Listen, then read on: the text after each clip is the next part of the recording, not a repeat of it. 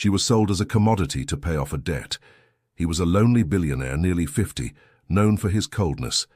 But what happened on their wedding night changed everything. This story is not about fairy tales.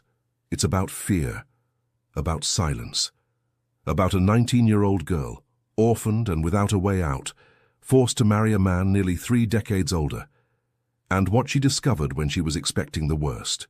Because sometimes it's in the places where you believe love cannot grow that God plants the purest seeds.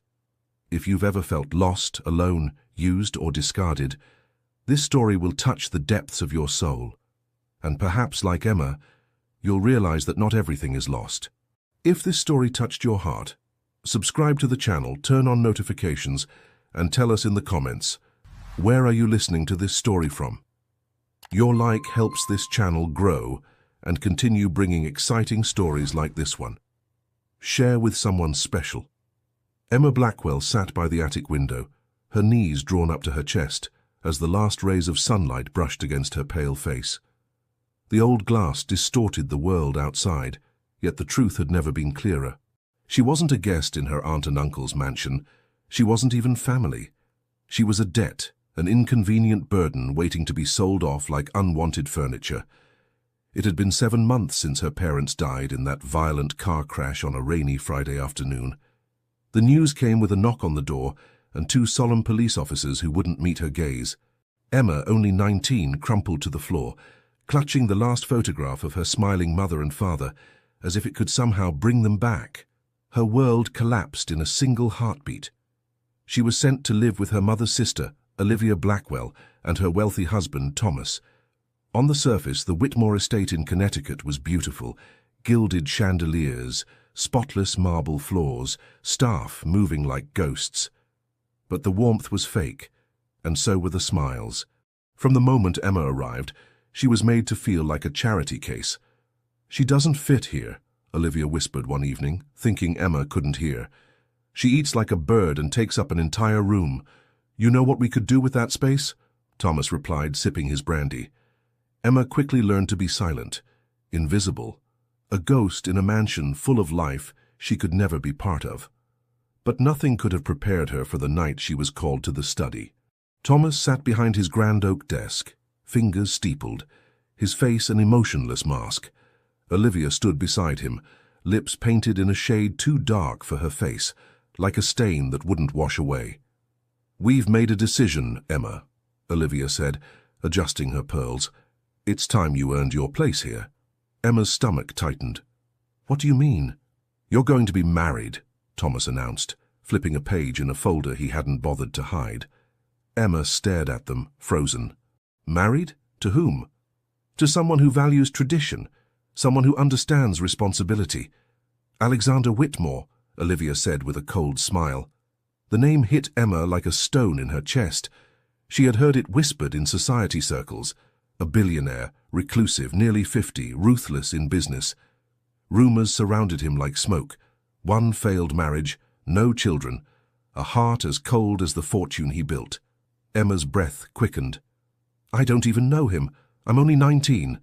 I don't want to get married." Olivia's expression hardened. "This isn't about what you want, Emma. Your uncle and I have debts.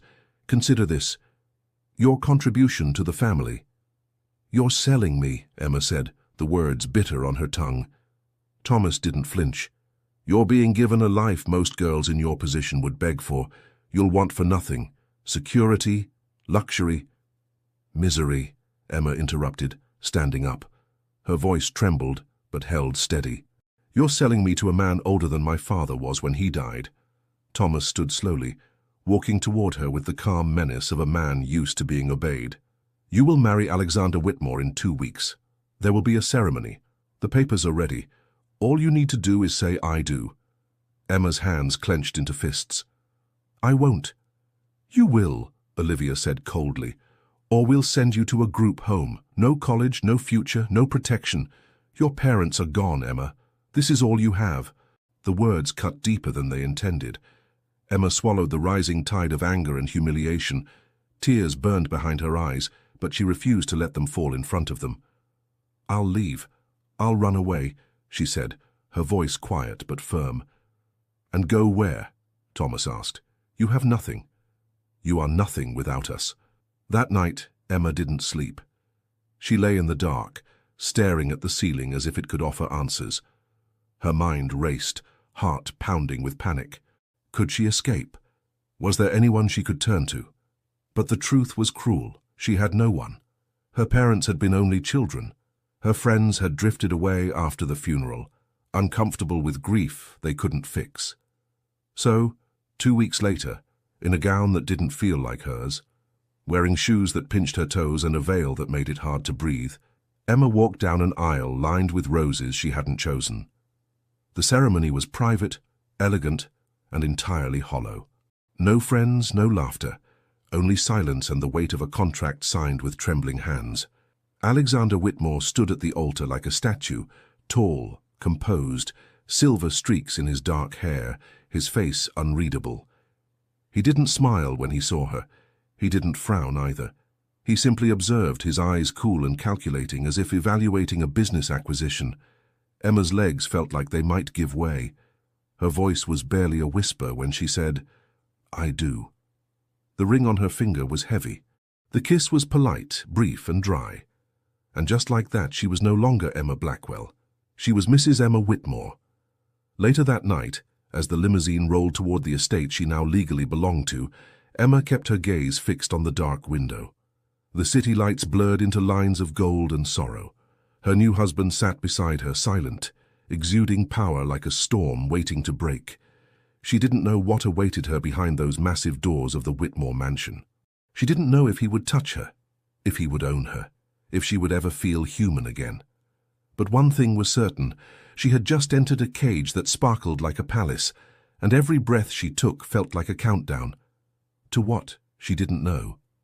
But the night was just beginning. The Whitmore mansion loomed like a fortress against the dark sky, its windows faintly glowing, as if the building itself were watching.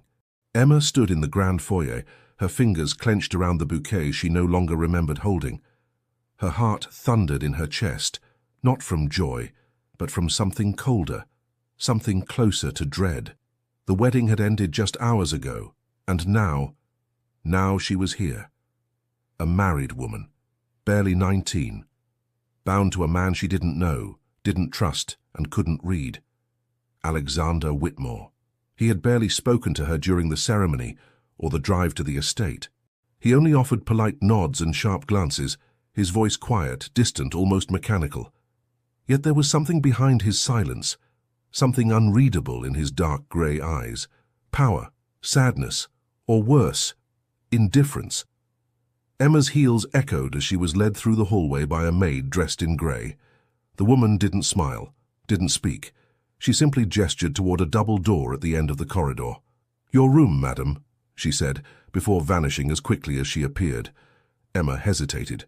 Her room? Not our room. Before she could think too much, the door behind her creaked. She turned sharply. Alexander stood there, no jacket, sleeves rolled up, collar loosened, as if he had already shed the formality of the day. He didn't look menacing, but his presence filled the hallway like a storm front. Emma's pulse raced. Every childhood tale, every whispered warning, every fear that had plagued her mind since the engagement hit her like a wave. Her hands trembled slightly as she took a step back, colliding softly with the doorframe. He noticed and paused. "I'm not here to hurt you," Alexander said simply. His voice wasn't cold, it was calm, deep, with a hint of something restrained beneath it. Emma said nothing. He studied her for a moment before gesturing toward the door. "This is your space. You're free to lock it if you want." Her breath hitched. His tone wasn't demanding, not cruel, but the offer caught her off guard. She opened the door slowly. The room inside was enormous, softly lit with golden sconces. The bed, king-sized and untouched, stood in the center beneath a velvet canopy. A small fire crackled in the hearth. The air smelled faintly of lavender. Emma stepped inside, her movements unsure. She turned to see Alexander still standing in the doorway, his hand resting against the frame, his eyes never leaving hers. "I won't come in unless you invite me," he said quietly. "This house is yours as much as mine, but your body, your space will always be yours." Emma's throat tightened. She expected control, domination, demands masked as marital rights. Instead, she received something else. Respect? No. It had to be a trick, a mask before the reveal. Alexander stepped back. "There's a bell by your nightstand. If you need anything, water, food, help, ring it." She didn't answer, just nodded, barely. He gave a small bow of his head, then turned, his steps quiet as he moved away. But before he vanished down the hallway, he glanced back once more. "You're my wife, Emma," he said, "but I will never touch you unless you wish it." Then he disappeared into the shadows. Emma stood frozen, the words lingering in the silence like perfume. She didn't know whether to trust them, or him. She sat on the edge of the bed, still in her wedding dress, unable to bring herself to change. Her fingers moved slowly to the clasp on her bracelet, a gift from Olivia, who had called it a symbol of duty. Emma unclasped it and placed it gently on the table, as if shedding a shackle. The silence of the room pressed in. Her eyes wandered to the door. It was still slightly ajar. He hadn't closed it behind him. She walked over and pushed it shut, then locked it, not out of fear, but because it was the only decision that still belonged to her. The night stretched on. Emma couldn't sleep. She lay awake, listening for footsteps, waiting for the creak of a door, the shift of shadows. But none came, just the steady hum of wind outside and the gentle crackle of firewood. At one point, she rose and wandered to the window. The vast garden outside was cloaked in moonlight. In the distance, the fountain bubbled softly, its sound barely reaching her ears. She hugged herself. She didn't cry. Not yet. But something was changing. She didn't know what. The house felt different than she expected. Not warmer, not safer, but quieter, less hostile. And the man she had imagined forcing himself on her was instead sleeping somewhere else, alone. Why? The question echoed louder than the fear. She returned to bed, this time sliding under the covers. She stared at the ceiling, the fire casting soft, flickering shadows across the ornate moldings. And then, a knock. Soft. 2 taps. Gentle. She tensed. "Emma?" His voice came low, muffled through the door. "I just wanted to say good night." She didn't answer. He waited a beat. Then footsteps walked away. The silence returned, but this time it didn't feel empty. It felt full of something new. Not safety. Not yet. But perhaps the beginning of something she hadn't expected at all.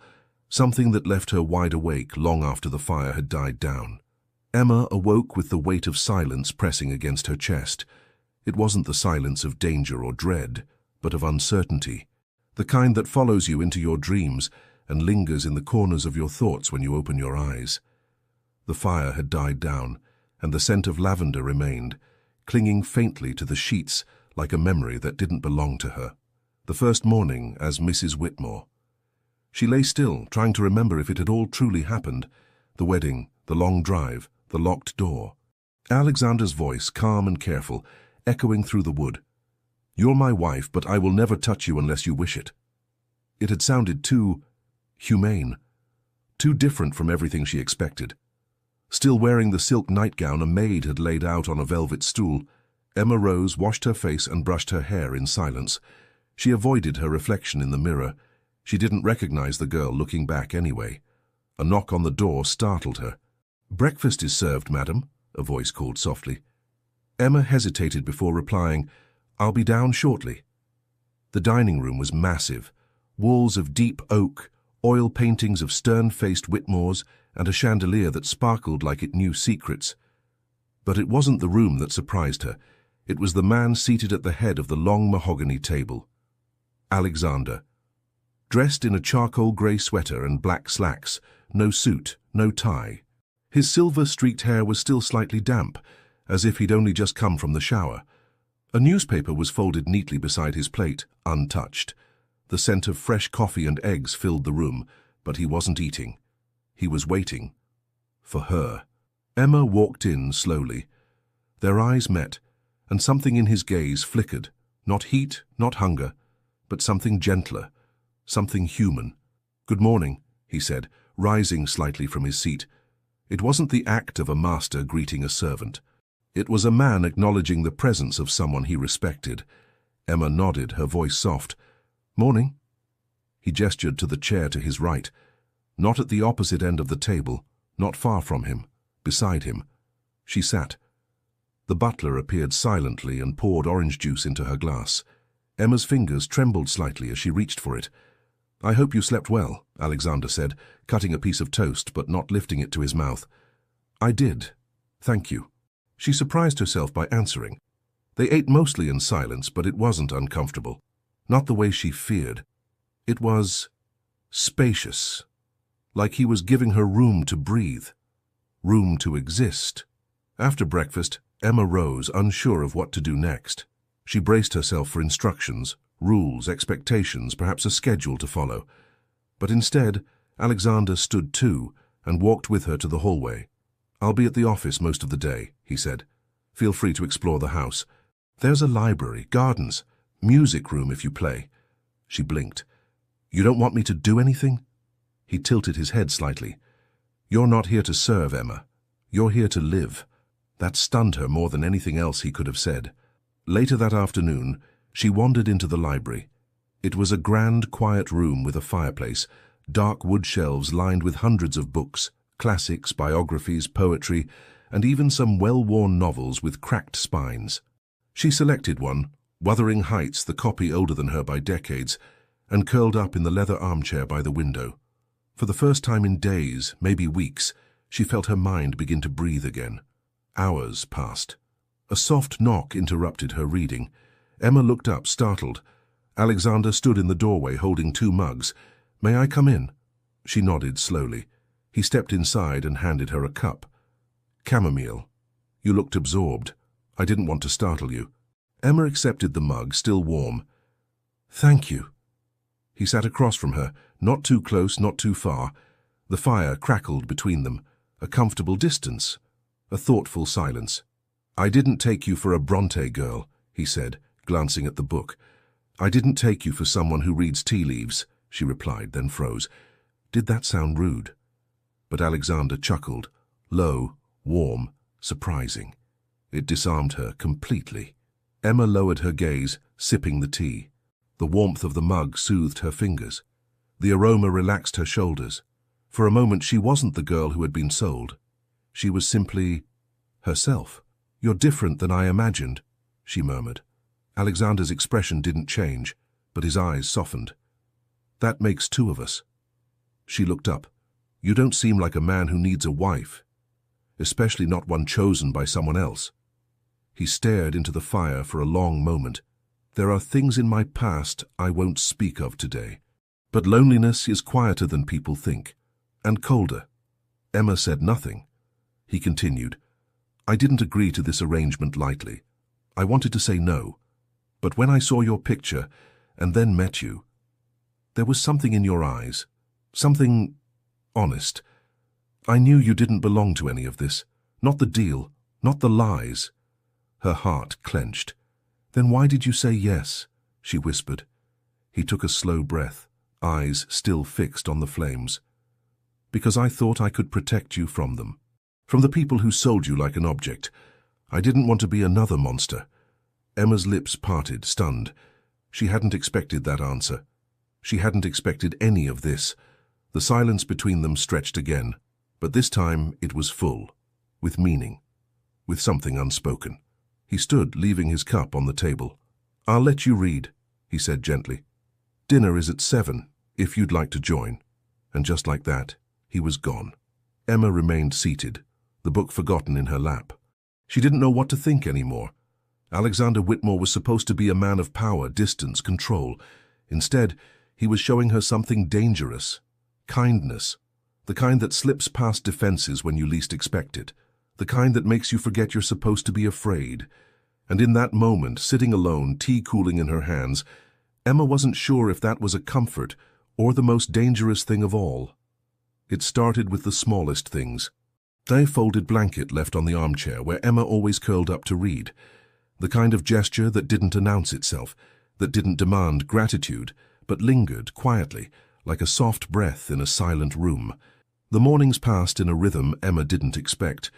She'd wake early, find the sun pouring through the high windows of her bedroom, and feel, for just a second, not trapped, not owned, but seen. Alexander never barged into her space. He never knocked late at night. He never pushed. And yet, he was there. In gestures, in silence, in noticing. One afternoon, as Emma entered the garden through the west wing, she paused. A small table had been set near the fountain, just for her. A single chair, a glass of lemonade with mint leaves, and a plate of her favorite biscuits, ginger and honey, the kind her mother used to bake when she was a child. She hadn't told anyone she liked those, not here, but someone remembered. Alexander. She sat slowly, the cool metal chair warming beneath the soft sunlight. Around her the flowers bloomed in perfect symmetry. Roses, lilies, and climbing ivy that tangled like poetry against the stone walls. The scent of jasmine floated in the breeze. For the first time since arriving, Emma didn't feel like a ghost haunting someone else's life. She felt present, whole, not healed, but breathing again. That evening she passed through the library and noticed something strange. A book, Little Women, had been moved to the center of the reading table. Her copy, the one she brought from her childhood home and hadn't touched in weeks. It sat beside a cup of chamomile, still faintly warm. Her eyes drifted toward the hallway. Was he watching? Was he waiting for her to notice? At dinner, Emma finally found the courage to speak. "You remembered the ginger biscuits," she said softly, not looking at him directly. Alexander, seated at the other end of the intimate dining table, glanced up, his expression unreadable but his voice warm. "Of course. How did you—" "You mentioned them once, in passing. You were speaking about your mother. Her baking calmed you after nightmares." Emma blinked. The memory surfaced. Yes, she had told him. The night of the wedding. When she was too afraid to sleep, too tense to cry. She had been rambling, trying to distract herself. She didn't think he was even listening. But he had been. "I didn't think you were paying attention," she murmured. "I always pay attention," he replied, lifting his wineglass. His gaze held hers for a second too long. Emma's breath caught, but she didn't look away. Later that night, she lingered in the hallway outside the library. The door was ajar, golden light spilling into the corridor. She peeked in and saw him, not reading, not working, just sitting by the fire, turning something over in his hands. It was a music box, hers, the one she kept hidden at the back of her closet. She stepped inside. "Where did you find that?" Alexander looked up, surprised. He placed the music box gently on the table. "Your maid dropped it while organizing your things. It was broken." Emma moved closer, heart quickening. "It hasn't played in years." He turned a small brass key and the melody bloomed. Soft, lilting, familiar. The lullaby her father used to hum. Tears pricked her eyes. "I didn't fix it," Alexander said quickly. "I just had someone who could. I didn't want to invade your space." Emma sat beside him, the fire warm against her skin, the melody wrapping around her like a memory. "I thought I'd forgotten this song," she whispered. Alexander didn't touch her, didn't speak. He simply sat with her as the music played, letting the silence do what words couldn't. After a while, Emma glanced at him. "Why are you being so kind to me?" His reply was slow, deliberate. "Because I know what it's like to live in a house full of people and still feel completely alone." Emma looked away, blinking back the burn in her eyes.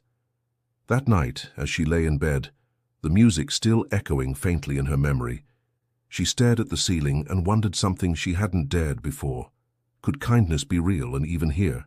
The next day she found herself waiting for him at dinner, not out of obligation, but because she wanted to see him. She wanted to ask questions, to listen, to understand the man who, instead of taking what had been handed to him like a transaction, had chosen instead to see her. That evening she stepped into the dining room early. The room was empty, the candles unlit. She crossed the space and placed a folded napkin beside his plate. Inside it, a note. Just 2 words, "Thank you." She slipped away before he could arrive. But later that night, when she returned to her room, there was something on her pillow, a small white envelope. Her name written in a hand both elegant and restrained. She opened it. Inside was a note, his words. "Kindness should never surprise you. You deserve far more than this." Emma pressed the card to her chest, eyes closed, and for the first time since the wedding she smiled. Not for anyone else, not out of politeness, but because something inside her had shifted. Not all the way, but enough to make her wonder if hope, once buried, could bloom again in the unlikeliest of places. And what might happen if she let it grow? The air was heavy with the promise of rain. Outside the tall windows of the Whitmore estate, grey clouds swirled low, cloaking the sky in a melancholy veil. Emma sat curled up in the library, legs tucked beneath her, a worn blanket draped across her shoulders. A storm was coming, but not just in the sky. Inside her, too. She had been staring at the same page for over 20 minutes, the words blurring into shapes, meaningless. Her mind wandered, to voices long silenced, to laughter lost on back roads, to faces she would never see again. Her mother's perfume, her father's arm around her shoulder, the Sunday pancakes, the warmth, gone, taken in a breath, a crash, a flame. She didn't hear Alexander approach, but somehow his presence didn't startle her. She looked up slowly as he stood near the doorway, holding 2 mugs of tea, as he always did now, like a quiet ritual. His eyes, that familiar stormy grey, studied her face. "You're somewhere far away," he said gently. Emma blinked, grounding herself back into the room. "Yes. And no." He crossed the room and handed her the mug. She wrapped her hands around it without thinking. The heat soothed her fingers. The silence between them was familiar now, safe even. "I lost my parents in a car accident," she said, her voice soft but unwavering. 7 months ago." Alexander didn't speak. He didn't interrupt. He sat beside her and waited, letting the silence stretch until she chose to fill it. "It was raining," she continued. "I was supposed to go with them that night, but I had an essay due. I begged to stay home. I was so worried about the grade." Her voice broke, but she didn't stop. "They never came back, and I kept thinking, if I'd just gone with them, maybe it would have been different. Or maybe we all would have—" She didn't finish the thought. Alexander's hand remained on his lap, unmoving. But his gaze had changed, darkened, sharpened. Not with judgment, with knowing. "I used to replay that moment over and over," she whispered. "The last thing I said to my mother was, 'Don't forget the snacks.' That's it. That's the final memory." A long silence followed. Then Alexander spoke, and his voice was lower than she'd ever heard it. "I was 8 when my father told me I was a disappointment." Emma turned toward him, startled. "He handed me a stock report," Alexander continued, eyes fixed on the fire. "Told me I needed to understand what legacy meant, that feelings were a distraction, that empathy was weakness. He used to keep score, not of love, not of time spent with me, but of wins, accomplishments." Emma watched him as he spoke, his posture still straight, still composed, but his voice carried something cracked beneath its surface, something old. "I spent my life trying to be what he wanted. I built an empire, bought everything he once said I couldn't afford, but no matter how much I achieved, it was never enough. Not for him, not for me." Emma whispered, "Did he ever say he was proud?" Alexander's jaw tightened. "No." Silence. 2 broken pasts, tangled in the same room, sitting side by side like shadows cast by the same light. Emma placed her mug on the table and shifted slightly toward him. "I always thought my parents would be there forever. I was soft because they let me be. I felt safe because they held me like I was the most precious thing." She paused. "But after they died, I realized how little that softness meant to others. Olivia didn't want warmth in her house. She wanted obedience. She made it clear I wasn't family. I was a debt in a dress." Alexander looked at her then. Really looked. "I'm sorry," he said, and those 2 words, from a man like him, carried more weight than whole apologies from others. Emma's throat tightened. She didn't want to cry. Not now. Not in front of him. But tears pressed anyway. "I hated you," she admitted, her voice a whisper. "Before I met you. I imagined the worst. I thought you'd take everything from me. My dignity, my choices. Alexander nodded once. You had every reason to believe that. But you didn't, she added, looking at him. And that was the moment something shifted. He leaned forward slightly, elbows on his knees, his voice quieter than ever. You make me want to be different, Emma. Her breath caught. I've lived a life of transactions, he continued. Deals, power plays. I've never had space for softness. But when I saw you, I didn't want to own you. I wanted to undo what they did to you. Emma stared at him, heart thudding so loud she could barely hear her own thoughts. I didn't want to be saved, she said softly. I know, he replied. I just wanted to stop the bleeding. She reached for the blanket beside her, wrapping it tighter around her shoulders, suddenly cold. Alexander stood, sensing her retreat but not offended by it. You don't have to speak about it again, he said gently, but if you ever do, I'll be here. As he walked toward the door, Emma's voice rose, quiet but certain. Wait. He paused. She hesitated. Then, thank you, for not filling the silence with advice, or trying to fix what can't be fixed. He turned just enough for her to see the shadow of a smile. Sometimes silence is the most respectful form of presence, and with that, he was gone. Emma sat alone again, but it didn't feel like before. The room still held his warmth, his listening, and the fire flickered gently, like a heartbeat. She wasn't sure what would come next, but for the first time the past didn't feel like a cage. It felt like the place where healing might just begin. The rain came in waves that night, a quiet, steady rhythm against the glass panes of the Whitmore estate.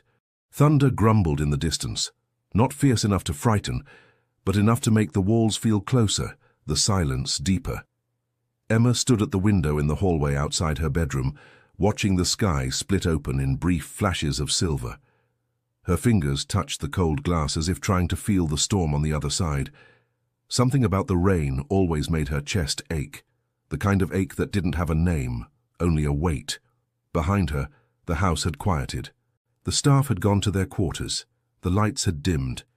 But she couldn't sleep. The air in her room felt too still, too quiet. She turned, blanket wrapped around her shoulders like armor, and stepped into the hallway. Her bare feet moved silently across the wooden floor as she made her way toward the library. The doors were closed, but a thin line of light spilled from underneath. She hesitated, then knocked gently. No response. She pushed the door open slowly. Alexander sat near the fire, one hand holding a crystal glass of something amber, the other resting on the arm of the leather chair. His eyes were closed. The firelight flickered across his face, softening the sharp lines, painting shadows beneath his cheekbones. For a moment he looked tired, human, vulnerable. She considered walking away. But then his eyes opened. Couldn't sleep, he asked, voice gravelly from stillness. Emma nodded, stepping inside. Storm? He asked again. She nodded once more. He gestured to the second chair by the fire, her chair now in some unspoken way. She sat, drawing the blanket tighter around her body. He didn't speak, neither did she. The silence was full, not empty. The fire crackled, rain whispered against the windows, and in the spaces between the sounds something fragile began to breathe. Emma turned her gaze toward him. Do you ever feel like the rain remembers? Alexander looked over at her, one brow raised. She offered a small smile. It's silly, but I always feel like storms carry echoes of things left unsaid. He didn't laugh. He didn't dismiss her thought. Instead, he replied, I used to think that too. She looked down, her fingers brushing the rim of the mug she'd brought with her. Steam curled upward, carrying the scent of chamomile and honey. I used to listen to it with my mom, she said softly. We'd sit by the window and count the seconds between the lightning and the thunder. She said it was the sky thinking before it spoke. Alexander's lips twitched into the faintest smile. That's beautiful. Emma leaned back in the chair. Her body relaxed in increments, each breath loosening something knotted inside her. Her gaze shifted to him again. You're not what I expected, she said quietly. He turned toward her, his expression unreadable. I thought you'd treat me like I was part of the deal. An acquisition. something to own. Alexander held her gaze. "That was never my intention." "I know," she said. "Now I know." A beat of silence. Then another. And then, without thinking, without planning, Emma stood. She crossed the small space between them, her hands trembling slightly beneath the blanket, and paused beside his chair. Her eyes flickered over his face, the fine lines near his eyes, the tension in his jaw, the way he studied her like a man trying not to move too quickly. "May I?" she asked, barely above a whisper. He nodded once. She lowered herself beside him, not in the chair but gently on the edge of his. Their shoulders touched. The contact sent a flicker through her chest, but not of fear. Warmth. Real. Present. Steady. Alexander didn't move. He didn't reach for her. He simply let her lean into him, slow and cautious, until her head rested against his shoulder. She could feel the heat of his body through his sweater, the rise and fall of his breathing, the faint scent of cedar and something earthy, something that smelled like quiet. "I don't know why I came," she murmured. "Yes, you do," he replied gently. She closed her eyes. He didn't ask questions, didn't shift or tighten. He allowed the silence to speak for them both. Her fingers clutched the edge of the blanket. She wasn't sure how long they sat like that. Minutes, maybe longer. The storm outside grew louder, lightning streaking across the sky in flashes that lit the room like memories. And yet, in that small corner of the mansion, everything was still. Everything was safe. She could feel the moment his breathing slowed, the way his body relaxed beneath hers. He was letting her in, not just into his space, but into the parts of himself he didn't show to the world, and she let herself stay. For once, she didn't feel like a prisoner in silk.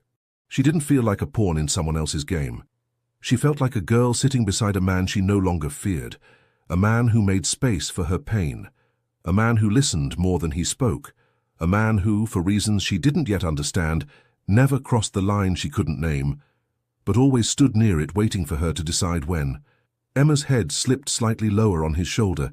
She felt his arm shift, just enough to steady her. She didn't pull away. She didn't want to. Not tonight. The fire popped gently. Outside, the thunder rolled again, not sharp but distant now. The storm had softened, and in the quiet that followed, something else took root. Not love. Not yet. But something close. Something that made her wonder what the morning would feel like after this night of stillness. Something that made her ask herself in silence, was this the beginning of trust? Or the edge of something deeper? The house slept. Every hallway, every chandelier, every polished floorboard was silent, blanketed in the hush of midnight. But inside Emma's room, darkness was alive, not with shadows or sound, but with memory. It started quietly, a flicker behind her eyes, a whisper of rain on asphalt, the metallic twist of a steering wheel, screams swallowed by the wind, then impact, glass shattering, tires spinning, her mother's hand reaching, and then nothing. Emma's body jolted. She gasped, sitting up in bed, her chest rising and falling in ragged sobs. The sheets were tangled around her legs, soaked with sweat. Her hands trembled as she clutched her own arms, trying to ground herself, trying to breathe. The nightmare had returned, more vivid than ever. She pressed a hand over her mouth to muffle the sounds escaping her, broken, childlike, raw. But it was too late.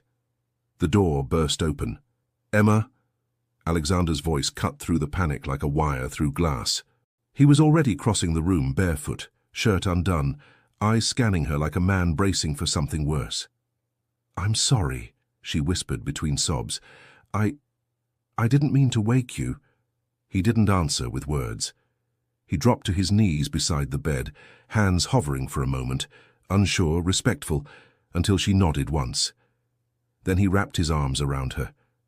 Not tightly, not possessively, but firmly enough to hold the pieces together. Emma broke. She collapsed into his chest, burying her face in the curve of his shoulder, her tears soaking through the fabric of his shirt. He said nothing, just held her, just let her cry. His hand moved gently along her back, slow, steady, like tracing invisible words of comfort he didn't know how to speak aloud.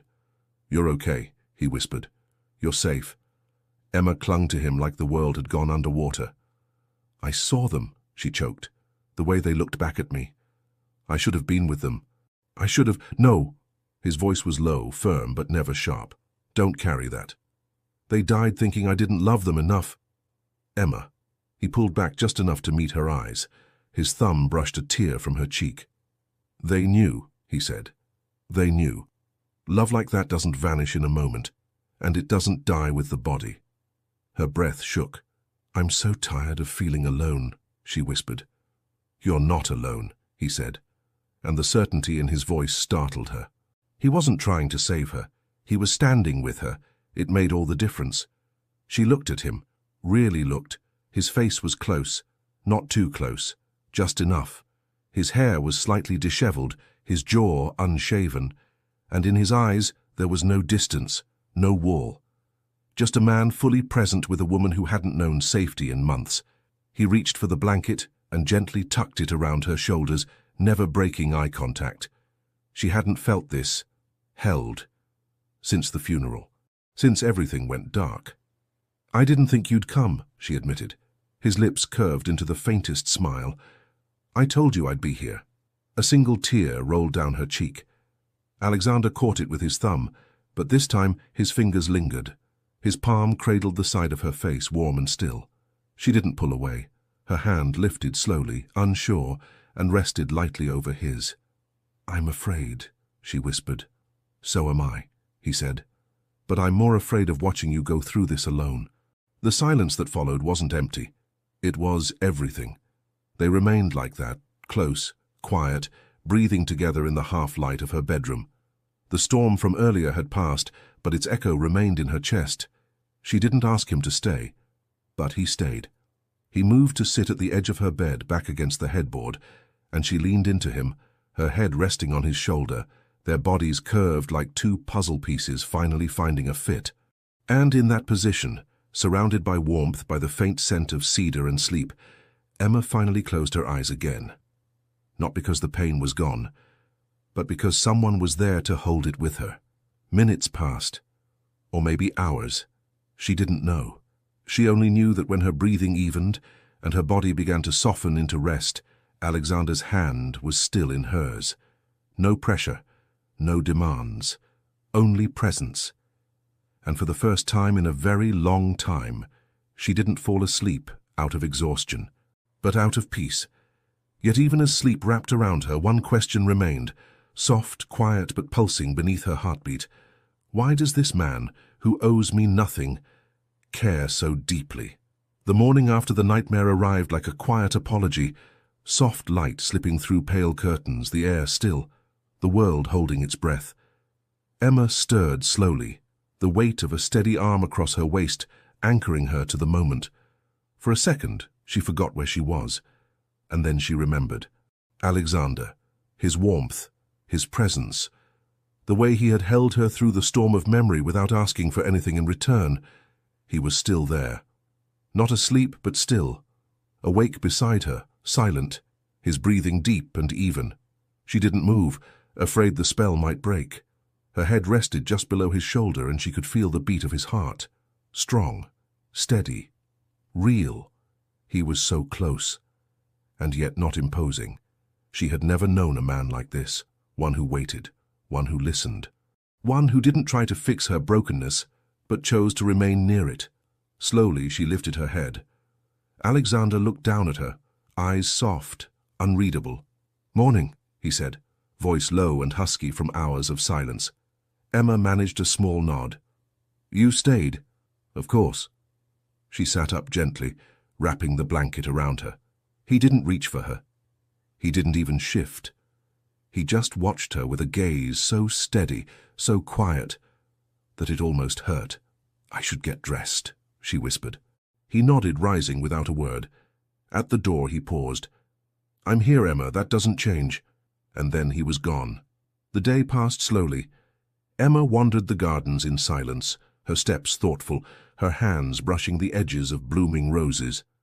Her mind played the night over and over, the way his arms had felt, the softness in his voice, the steadiness of his touch.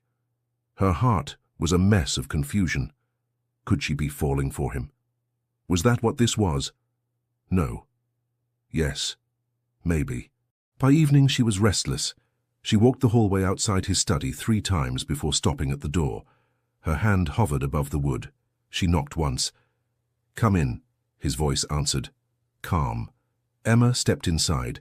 Alexander stood by the fireplace, sleeves rolled up, drink untouched on the table beside him. He looked like he hadn't moved in hours, and yet something in his eyes told her he'd been waiting. She didn't sit. He didn't ask. "I don't know what this is," she began. "Between us. I don't know what to do with it." He didn't speak, only listened. "But I know how I feel when I'm around you," she continued. "And it's confusing and terrifying." Alexander walked toward her slowly. "Emma," he said, his voice barely above a whisper, "you don't owe me anything. Not gratitude, not affection, not trust. If what you need is space, I'll give it to you. If what you need is time, I'll wait." Her eyes filled with tears. "That's not what I need," she said. "I don't want distance. I just don't know how to do this." He stopped in front of her, only inches away now. "You're already doing it," he said. "You let me in." Her lower lip trembled. "Why are you so gentle with me?" "Because I love you." The words landed between them like thunder, not loud but impossible to ignore. Emma blinked. "What?" Alexander stepped closer. "I love you. I tried not to. I didn't expect to. But the way you carry your pain, the way you hold on to your dignity even when the world strips everything else from you, the way you never ask to be rescued, even when you're drowning." He took her hand. "I love you, Emma. Not because I'm supposed to. Not because you're my wife by contract, but because you are the strongest, softest soul I've ever met." Tears spilled over her cheeks. "You shouldn't say that," she whispered. "You don't know what I'm still hiding." "I don't care," he said. "Whatever you're carrying, I want to help carry it." Emma's chest tightened. Her entire life, love had been conditional, measured, earned. But this was something else. She reached up slowly and rested her hand against his cheek. "I don't know if I love you the way you love me," she admitted. His expression didn't change. "I only know that I feel safer with you than I've felt in my entire life, and that when you're near, I forget I was ever afraid." He closed his eyes for a moment, letting those words wash over him. Then he opened them again. That's more than enough. They stood like that, inches apart, breath shared, hearts exposed. Emma leaned in slowly, her forehead resting against his. And there it was. Not a kiss. Not a touch. But something deeper. A moment suspended between past pain and future possibility. "I don't want this to end," she whispered. Alexander responded, not with words but by wrapping his arms around her in the softest, most certain embrace she had ever known. Not rushed, not hungry, just present. And in that stillness, she knew. This was no longer survival. This was the beginning of something real, something that might just last. But even as she melted into his warmth, one question lingered at the edges of her heart. Quiet, insistent, and still unanswered. Was she ready to let herself be truly loved? Or was she still too afraid to let go completely? The mansion no longer felt like stone and silence. Something had shifted. Not in the walls, but in the spaces between them. It began with sound. A soft piano melody, drifting through the halls in the late afternoon. Not played by a master, but by hesitant fingers rediscovering courage. Emma's hands trembled the first time she touched the keys in the music room, but Alexander had simply leaned against the doorframe and listened, never interrupting, never judging. Then came scent, warm cinnamon drifting from the kitchen, lavender lingering in the bedrooms, fresh roses arranged in vases that had long stood empty.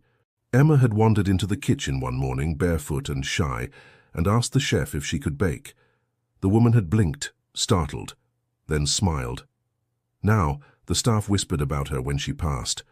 Not with disdain, but with wonder. She greeted them by name. She smiled with her eyes.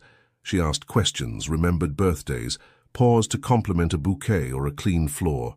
Her presence, once ghost-like, had become sunlight through heavy curtains. The house noticed. So did Alexander. One evening as he returned from the city, briefcase in hand, he paused in the foyer. The scent of lemon scones filled the air, and laughter echoed faintly from the drawing room. Emma's voice, light and alive, teasing the gardener about the roses that refused to bloom. Alexander stood still for a moment, just listening. Then he closed his eyes. He had bought this house decades ago, furnished it, maintained it, protected it, but he had never once thought of it as a home.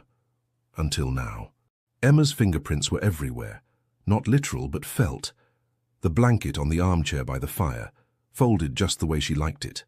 The mug in the kitchen with the chipped rim she refused to replace because it had character. The stack of books by the window seat, poetry mostly, and a half-finished sketchbook filled with garden flowers she was trying to draw. Alexander didn't say much about these things, but he noticed every single one. And more than once he found himself smiling alone in a room she'd just left. One morning he found her in the library, sitting on the floor beside the fireplace, reading to one of the maid's daughters, a girl no older than 10, eyes wide with curiosity, fingers clutching a stuffed rabbit. Emma's voice was soft, animated, wrapping the child in story and wonder. Alexander stood in the doorway, unnoticed. He didn't interrupt. He just watched. And something in his chest, something long dormant, stirred. Later that night, as they sat together by the fire, Emma leaned into him, barefoot, her legs curled beneath her. She wore a soft grey sweater that belonged to him now, or maybe to them both. Her hair was undone, cascading over her shoulder. He reached up and gently tucked a strand behind her ear. "You've changed everything," he said quietly. She smiled without looking up. "No, I just added a little life to what was already beautiful." He shook his head. "No, Emma, I had walls and furniture. You gave it soul." Her gaze softened.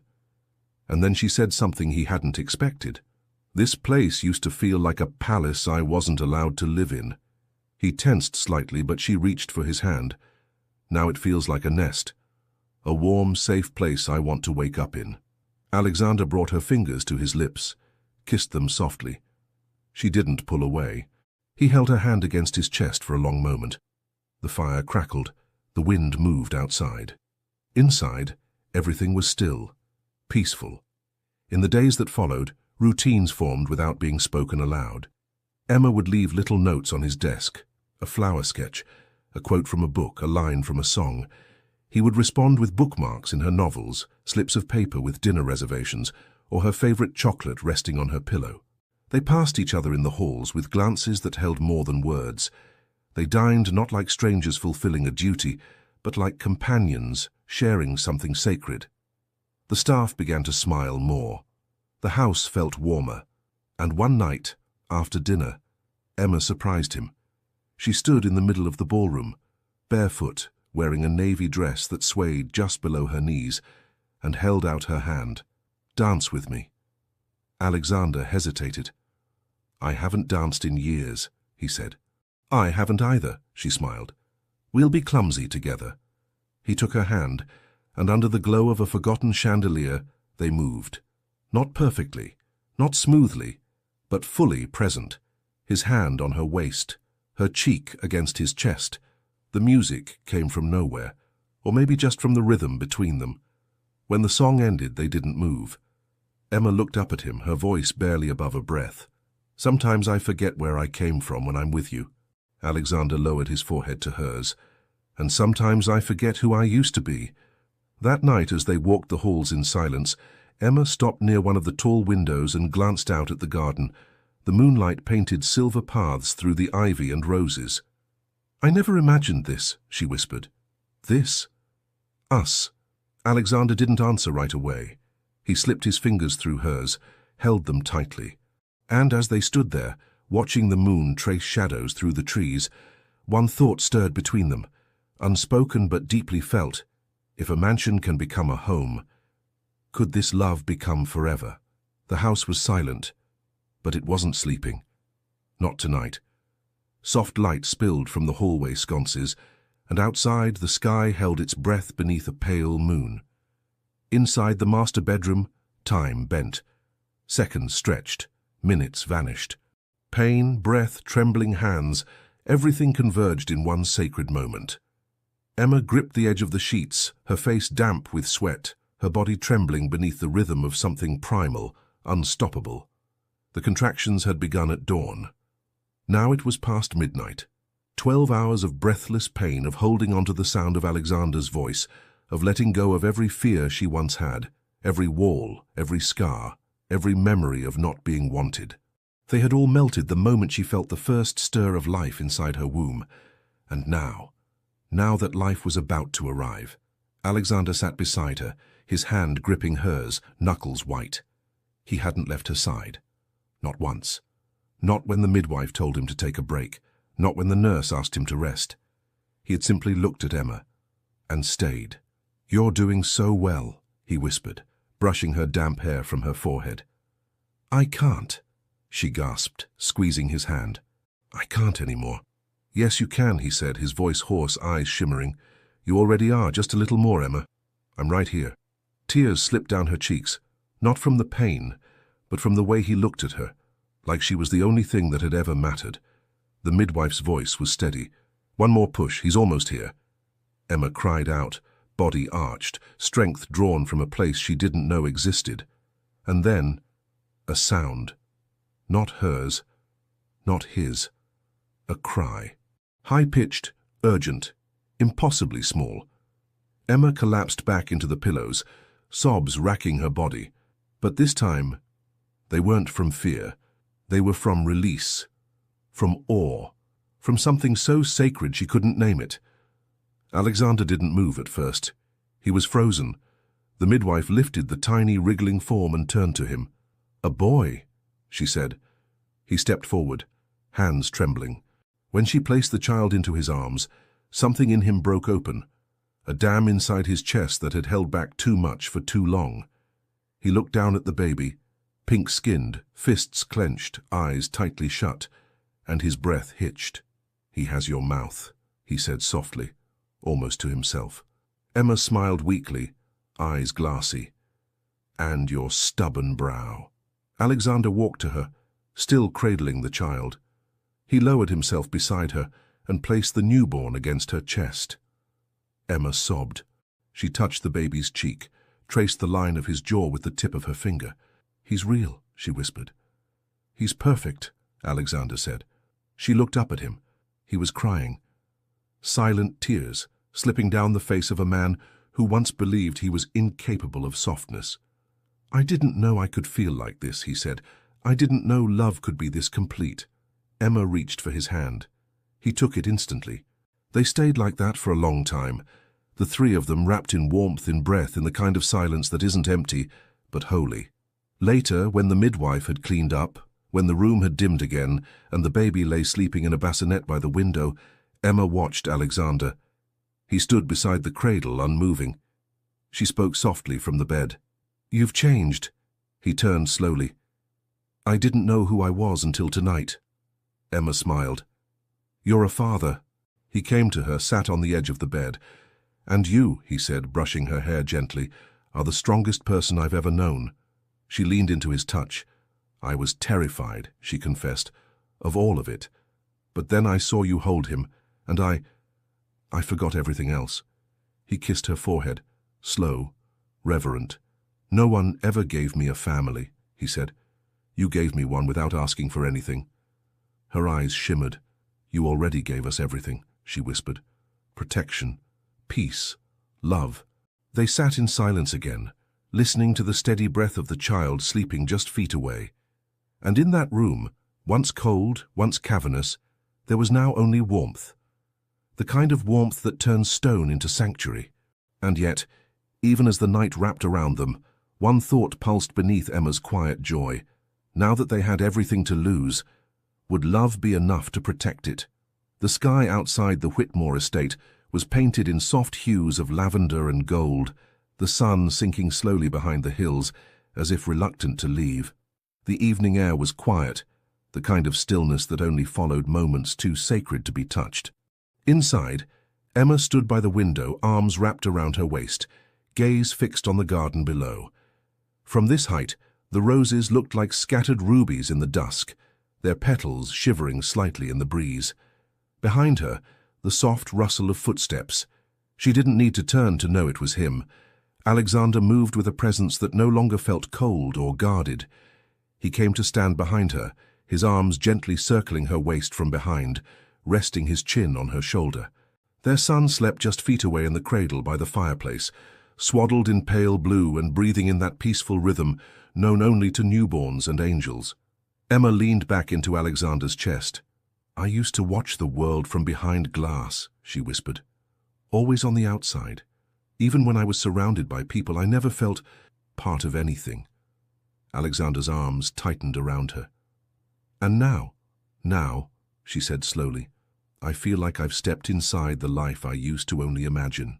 He didn't respond right away. Instead, he kissed her shoulder, a slow, lingering press of lips that wasn't about desire, but reverence. "I spent most of my life chasing the wrong kind of legacy," he murmured. "Buildings, empires, control, but none of it meant anything." Emma turned in his arms to face him. Her fingers brushed the side of his face, that familiar angle of his jaw, the silver in his hair that caught the light like stardust. "And now?" she asked, echoing him. His voice dropped to a whisper. "Now I only care about the two hearts that beat in this house with mine." A silence stretched between them, full, golden, alive. Then Alexander reached into his pocket and pulled out something small, a folded piece of old paper worn at the edges. He handed it to her. Emma opened it slowly. It was a note, her handwriting, scribbled months ago, one she had left tucked between the pages of his book when she was still learning how to exist in his world. "Thank you for not breaking me."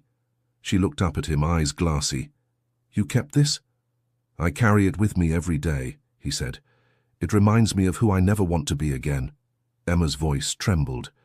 "You never broke me, Alexander. You rebuilt me, piece by piece, word by word." He cupped her face, thumbs brushing the corners of her mouth, and said the words that had lived inside him for too long. "I will spend the rest of my life protecting everything we've built. You, our son, this home. You gave me more than I ever dreamed I could have." Tears slipped down her cheeks. "And you," she whispered, "you gave me back to myself." He kissed her then, not with urgency, but with promise. It was a kiss that said, "I'm not going anywhere."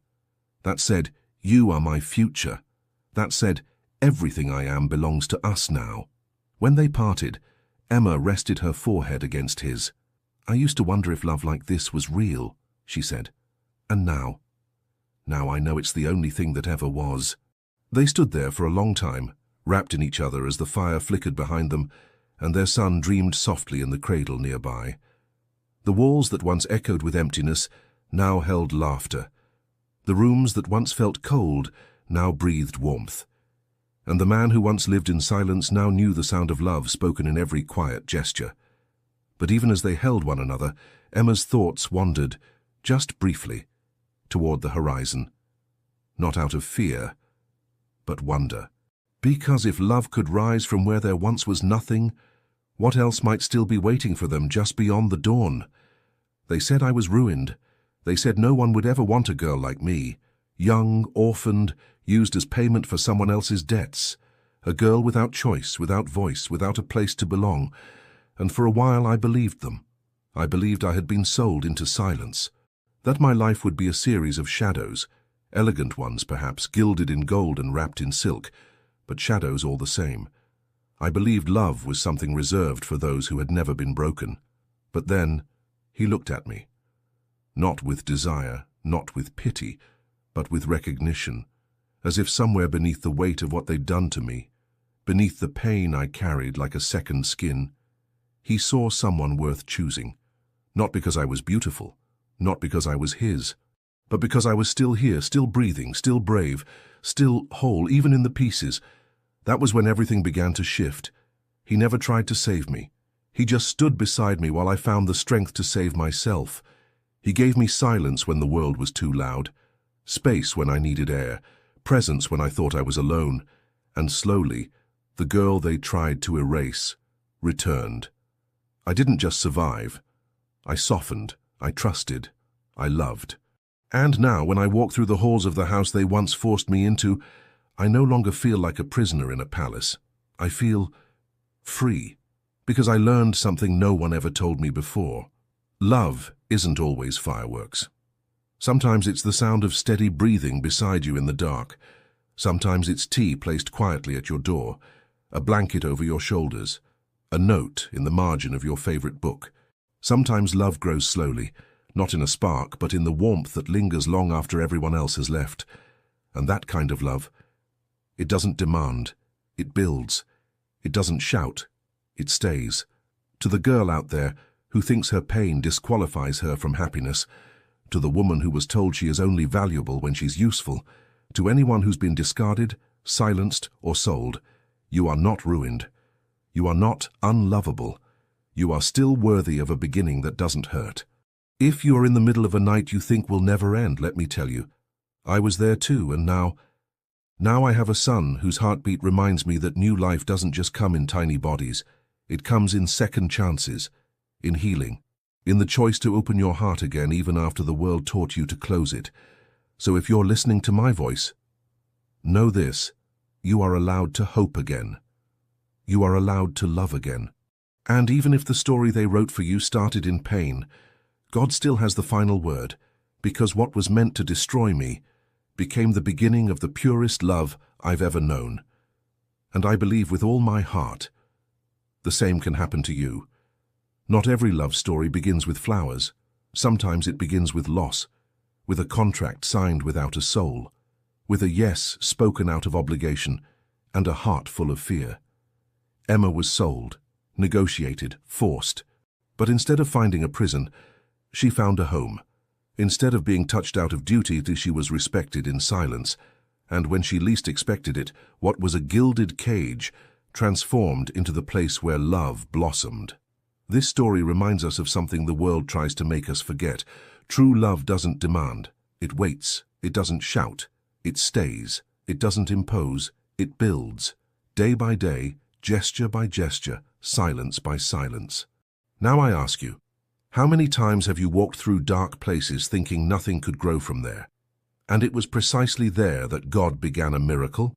If this story touched your heart, subscribe to the channel, turn on notifications, and tell us in the comments, where are you listening to this story from? Your like helps this channel grow and continue bringing exciting stories like this one. Share with someone special.